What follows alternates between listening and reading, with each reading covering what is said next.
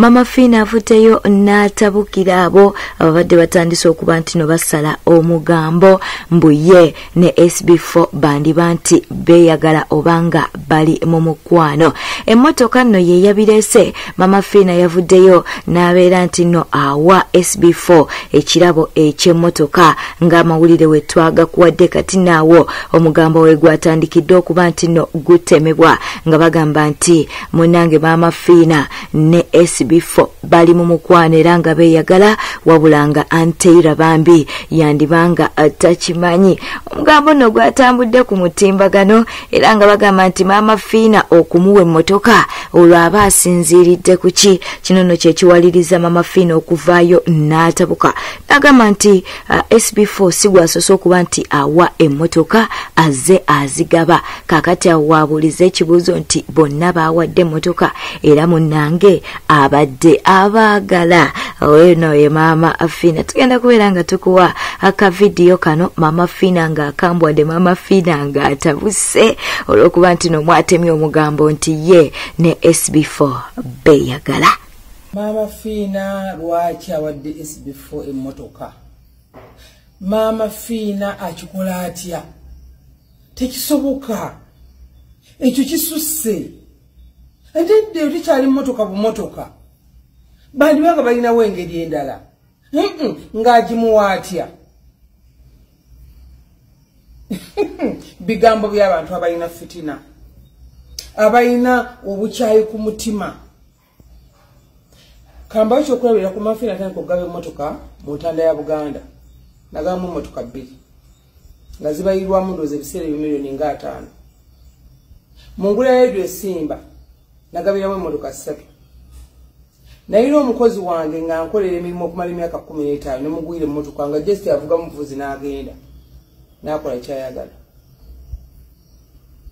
Emmotoka si kyekintu ekiri awo nti omuntu baba bamugulidde emmotoka bamuwadde bulamu. Naye olw'okubanga Katonda yatonda ssebo oba nnyabo gwalengera eyo nti yatonda emitima gino eminaafuusi ku bantu nti basomesa ekyaneggulo. Ne mbagamba lw'olimanya nti omuntu mubi gy'oli lw'olifuna ekirungi. Lw'olimanya nti omuntu kwegamba mubi nnyo gy'oli ate ng'ofunye ekibi. Kwegamba bali awo tebategeerekeka ki kye baagala. Bali awo omuntu tosobola mutegeera ne woba ofa. Bo bakimanyi mu butonde nti omuntu talina kugabira muntu, omuntu talina kuyamba muntu, omuntu talina kuwa muntu. Buli lwamuwa aba alina kyamwagalako, buli lwamuwa aba amukwana, buli lwamuwa kati bagenza okulaba n'akabati ke bakoze bamenye Sb4 muyita mutabanyi. Nti tekimala. Tumuyingirire mu maka ge. Ann Taylor Sb4 alina omukazi e Dubai. Omuntu wanviirayo n'atandika okubeera ku muntu gwamanya atamwinaako musango, atamwinaako ttabu. What about you? Gwe abantu abakuliraanye bakwagaliza ekyo ky'olina okufuna oba weenoonyi. Lwe baakugwira olugoye olulungi mukwano gwe yasiima, lwe baakugulira akamotoka ako k'olina abantu baasiima, oba yali entabiro y'okugwa odde emabega. Kati Sb4 obanga talina security, talina Katonda we, talina maanyi ga Maama Fiina, olwo baba bagenda mumugera ayiika agwe. Nti bagamba ekyaneggulo nti weegendereze ekisolo kye bayita omuntu. Omuntu ayagala afuuke nti akumanyi, akutegeera naye nga tatakutegeera nk'obukyabaawo. Mukama Katonda. Oyo ye Maama Fiina. Wabale kuba nti nokyekumidde ku Newspack channel katukusaba obeere nti no subscribinga o likinga video yaffe, nyiga akadeka notification kwasa n'okuleka obubaka bwawo mu comment section. Charles Kagudde ogamba otya Namutebi Direct ombuzeeko mukwano kansubire nti no oli bulungi. Abatufunira abweru w'eggwanga ne mu ggwanga lyattu Uganda tubabuuzaako mu ngeri ey'enjawulo. Oluvannyuma lwa Rema NAMAKULA okuvaayo munnange n'atulaga omwana we gwe yazaala mu Dr Sb4 omugambo gutandise okubeera nti no gusalibwa. Bannange bannayuganda temutudde. Abalala nga bagamba nti omwana yafaananye nnyo Eddie Kenzo. Abalala nga bagamba nti omwana talina nnyo kakwate ku Dr Sb4. Ate nga abalala bagamba nti omwana ono wabanga si wa Eddie Kenzo then abaana nno bombi ababiri ne Amalu nno ne babeera nga bamutaddemu. nnyo nti bandibanga basebunya. Ate munange ne wabaawo omulala ye omwana n'amugaba ewawalukaga bannange. Katuberenga tukuwa video eno ye omwana naye ayina gyamugabye. Ono mwana wa Rema si wa Dr Hamza. Ono mwana wa Kenzo. Rema alabika yanoba n'olubuto. Nze sitera kwogera ku Rema kubanga mwagala nnyo. Naye kuona omwana etteeka lye baalese ery'obutayogera ku muntu erya Computer Misses Act ne we liba ligenda tandikira kuffe. Wallahi kuona omwana shaka wetegereza omwana. Wetegereza okutu, wetegereze n'okwa Kenzo abantu abamanyi obulungi Kenzo, ekiwaawo kya Kenzo.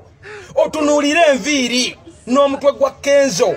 Ku Rema gwe tumanyi n'amasappe gaali n'ono omwana yandigenza okumutulaga ng'enviiri mpanvu zikomeno wansi ku bukongovule. Naye omwana akulaze lwatu nti omutwe tegulina mmera nviiri nnyingi gwa Kenzo. Tunuulire engeri gy'afunye ekikonde. Mazima ddala omwana ono waabanga wa dokita. Ojjukiremu ne Kenzo bwe yafunye ekikonde ng'akuba kasuku. Tunuulira mwana wa dokita tafunya bwatyo kikonde. Nedda Kenzo tukwegayiridde festival nga tennatuuka genda onunula omwana waffe. Mpazi nga mutugamba nti abaana bonna dengera omwana engeri gy'afaanana amaalo. Bonna baabatuuma amannya ge gamu, ono ye Aniya oli ye Amaalo. Ekitegeeza nti mpazi nga mutugamba nti abaana bonna ba Amuza. Nga ne Rema we yabeereranga eno ewa Kenzo ng'era ono omwana Amaalo nga naye wa ono omwana nedda leero mbiganye. This is so much liking fanana Kenzo. Mawulire amalala yine Esaala enkambwe nnyo. Esaala enkambwe era ng'etwaliddemu ne President w'ekibiina kya National Unity Platform Robert Kyagulanyi. Wekitaabe kino volongoto ba Dr T Amale yandibanga agenderera. Saagala kugamba nti yandibanga wa yazigenderera naye munnange oluvannyuma lw'okuba nti noka audio ke kaateebwa munnange kati byayogera ebimu tebikwatagana bulungi. Dr T Amale avuddeyo naawa Esaala ebadde enkambwe nnyo. Katubeere nga tugifukamidde wano mu maaso g'Abannayuganda bonna ate era mu maaso go nga nsaba ekisonyiwo ku lw'ebyo byonna ebitagenze bulungi mu bulamu bwange obw'omwoyo, mu bulamu bwange obw'omubiri, mu nkolagana yange n'abantu ne mu bulamu bwange obw'ensimbi. Abantu bano abandaba mulimu abanjereze ne baŋŋamba nti ndi munaku, ndabika bubi era ndi musiiwuufu. Kitaffe omulungi amazima tonnampa mukisa kyova olaba ndi musiiwuufu era kyova olaba ndabika bubi. Byonna bye boogera Mukama tekuli kya bulimba kubanga ndabika bubi. Neggwayi mu Saabanaku n'obajja wansi n'obatuuza n'abalangira. Era kitaffe omulungi Yesu we Nazaaleesi okyusa obulamu bw'abantu buli kaseera. Obulamu bwange bulinga ya beezi nkulidde mu nnaku Mukama kyova olaba ndabika bwe nti. Naye nkwegayiridde Mukama jangu oyimukire obulamu bwange nneme okuddamu okulaba ennaku mu nsi. Mukama sigendangako bweru wadde okulinnya ennyonyi nkoma ntebe.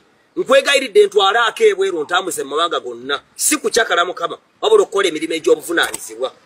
Nkwegayiridde kitaffe atuula ku bakalubi ne baseraafi. Katonda atuwa omukka Katonda w'eggwanga lya Uganda eno ndi mu maaso g'abantu bonna munna Mukama. Mbisabye bawulira. Nkwegayiridde nfuule omulokole omutuufu. Neme okukola amaka aganaamenyeka, aganaakola divorce. Neme okunywa omwenge, neme okusiyaga, neme okunywa enjaga, neme okukyama ku mukono ogwa ddyo waawo ogwa kkono. Wabula mbeerenga mu maaso g'ekitaffe omulungi. Leka Abagalatiya 5:22 ebeere mu bulamu bwange. Na Isaaya 11 ebeere mu bulamu bwange kitaffe omulungi. Amayinja 12 agazimba Isirayiri gabeere ku bulamu bwange. Ontaase siriimu kubanga bagamba nti nalwala siriimu. Era Mukama bagamba mu Uganda nti bw'oyogera ku Kyagulanyi ofa, bagamba Kyagulanyi tayogerwako. Bwe mbanga byembulira abantu bono Mukama nga nnimba, nzikiriza kubanga obuyinza obulina. Bwe mbanga Mukama byembabulira mazima nga go wantuma, yimusa obulamu bwange nkwegayiridde. Ompa amaka amalungi, ompa abaana abalungi, ompa obuwangazi ku nsi. Maama wange nakijjoba omukuume alabe ku birungi by'obulamu bwange kuba tannabiraba nkyali munaku. Siina kiyenda Mukama kitaffe omulungi. Omumanyi bulungi. Nfukamidde mu maaso g'abantu bano kitaffe omulungi kubanga toyinza kunswaza. Imuka ku ntebe kw'oli Mukama onnyambe leero. Nze Dr T ndi musajja mu nnaku. Ekyo si kyegaanye. Naye Mukama saagala kudda mu bunaku. Saagala kudda mu mbeera mbi. Saagala kubeera mu ssiru. Ntaasa amasasi, ntaasa accident, ntaasa siriimu, ntaasa emikwano emibi, ntaasa okwonooneka, ntaasa obubbi bwonna. Onkuume paka lw'olinzija mu nsi eno Mukama nga ndi wa mugaso. Bwe banga emirimu gyenkola Mukama ng'ogisiima, kale ntumbiza okusinga abalabe bange bonna.